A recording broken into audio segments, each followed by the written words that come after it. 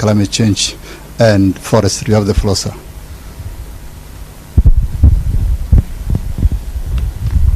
The Right Honorable Raila Odinga, former Prime Minister of the Republic of Kenya, my colleague Honorable John Mbadi from the National Treasury, Duale Sohome, our Minister for Lands, Public Works, Housing and Urban Development, the Ambassador of Azerbaijan will be our host. His government will host us in COP29. Distinguished guests, partners, ladies and gentlemen, good morning.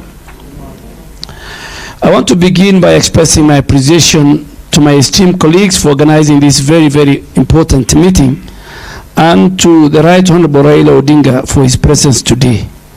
His role as our candidate for the African Union chairperson and his experience as a former special envoy for infrastructure development in Africa are very invaluable and very dear to us. And because I have an opportunity here, let me say it. 16 years ago, myself, the Honorable John Mbadi, the current president, served in his government where he was the Prime Minister.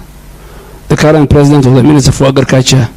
My friend, me and Honorable Mbadi were deputy ministers busy answering questions in those days.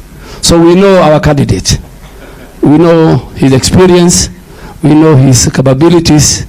We are presenting a tested, experienced African statesman, a Pan-Africanist to the continent. And we are very proud that today you have joined us, Your Excellency. I also want to extend my appreciation to the African Union Commission, United Cities and Local Governments of Africa, the 14 national focal points of the Building Resilience for Urban Poor, the African Designated Authorities Network, AFDEN, and all our supporting partners. Your collaboration in addressing the climate change challenge affecting our most vulnerable population in both the rural and urban areas is critical, crucial, and important for us today. This meeting is not just timely, it is urgent. And why do I say so? We have witnessed catastrophic floods globally and with severe repercussions in Kenya and other vulnerable regions of Africa. Coming home, the recent floods in Kenya resulted in over 300 deaths, displaced more than 400,000 people, destroyed thousands of homes, and damaged our very critical national infrastructure, including roads and bridges.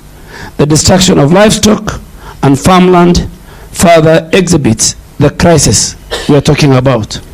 And before these floods, Kenya endured one of the worst droughts in its history, displacing over 256,000 people and leaving 4.4 million people facing very severe food insecurity. All these combined impacts of floods and droughts have costed Kenya at least 5% of our GDP. And the effects of the poorest segments of our population, which are found both in the rural and in the urban, is very devastating. In Nairobi city, for example, 72% of our population were affected by the floods, with 54% of their livelihood and households completely displaced. The urban poor, who make about 60% of our population and reside in informal settlements and flood-prone areas, are shouldering the heaviest burden of climate change.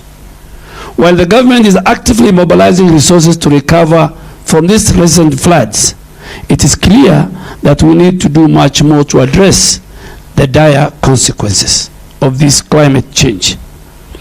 According to the recent UN Habitat report, if current urbanization rates continue, approximately, which is 50% of Kenyans now will live in urban areas by 2030, another UN report predicts that by 2050, 60% of Africa's population will reside in cities and towns.